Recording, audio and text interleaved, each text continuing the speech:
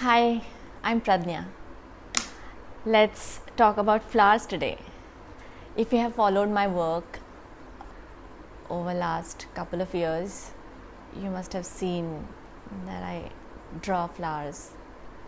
I love them and I draw flowers a lot. I just have to have flowers around. Me drawing flowers is very closely related to my spiritual awakening about a couple of years ago. Anyhow, I'm not gonna talk about that here right now. We are talking about flowers. So, my tips about drawing flowers, leaves, I just have like two major things to tell you. Number one is start with real.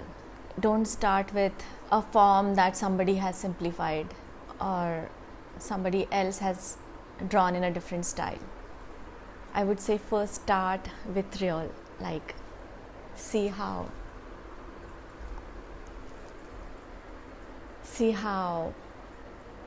the real flowers are, see their complexity, observe them. You would know each and every part of the flower, of the leaf, of the plant, the stems, all the tiny details, colors. You would know everything about the flower. And now what you're gonna do is you decide how you want to take it ahead. Either you just keep drawing in realistic, or then you can make it abstract, or you could draw it in a very decorative style, or you could really simplify it, or so many other styles that I can't even name. But you could go there only when you start from what is, study what is, and then take it to somewhere, instead of starting with something that somebody has already taken somewhere, and then that can hardly go anywhere.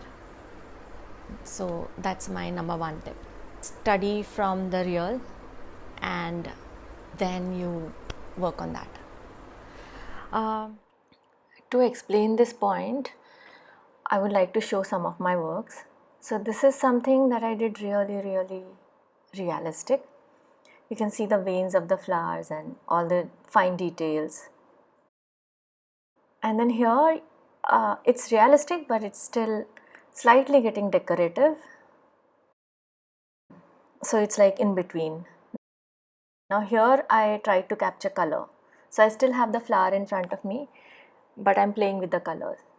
Now here the flower in front of me is pink, but that pink was so bright that I made the whole background pink. Here it starts getting little abstract and abstract. Another style, now this again is kind of realistic, and since it's also bougainvillea is also called a paper flower, I made something like this, which actually looks like, those dry flowers in summers you find on streets. They just look like paper flowers. The second thing is, again, go back to nature. Even when you start drawing and you abstract it or you turn it into your own style, however, I would suggest you keep coming back to nature, keep coming back to the real, to what is, simply because it's so complex. Nature, it's like there's so much variety. There are like so many different kinds of leaves. So sometimes I feel that even if I just decide to draw only flowers or only leaves that are like there in the world, and just see and copy as it is, forget about simplifying or abstracting it or just drawing a sense of it. If I just have to see and copy, even then I will not be done in my whole life. There is so much in nature. So I would say go back there for inspiration. We human beings, we have these very limited senses and very limited brain, even more limited mind. So nature gives that, like it just suddenly opens your eyes. It just suddenly tells you, like, you are just wearing the blinders. Nature just, like, opens this, and you just suddenly see what's there around. Okay, I'm trying to explain the second point here. So these are some realistic flowers I drew. Chrysanthemums. This is in between realistic and imaginary, where the flower structure is same, but I have tried to make it look like the sun. Over here, I tried to play with the colors. So the flower structure is same, but the colors are different. And after a long time, again I drew chrysanthemums. Basically, I came back to the realistic. I had the flowers, dried chrysanthemums in front of me. This is what I drew. So some fierce brush strokes, colors. I have tried to copy the colors, but I have tried to get that dryness of the flowers there. Now here I have kind of done it only with few strokes. This is also called sumi or Chinese brush painting. So here I have just tried to get the feel of the dried chrysanthemum.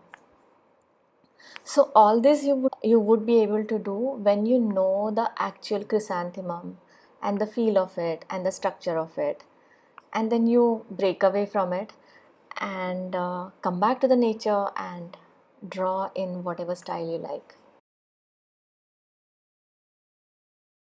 Yeah, so if you're interested in drawing plants, flowers, any botanical illustrations, leaves, whatever, I would suggest draw a few leaves around in this lockdown, whatever you have at home. If you have some house plants, and if they have flowers or if they have leaves, whatever it is, like, just study very closely, see the form. Initially just see the form. We would get into color and light and shade very soon, but to begin with, see how the form is. Even if it is one kind of plant, how each leaf is different, how it looks different from different angles, what are the details, how are the veins in different kind of plants, and petals in different kind of flowers. So study from real, and just in case you have no plants around and no leaves around and no flowers around, then do it from internet. But I would really suggest that you highly recommend that you do it from the real plants. All right. Yeah, and next we will see how light plays a role in everything, and slowly we'll get into coloring, and yeah, we'll see. Bye bye.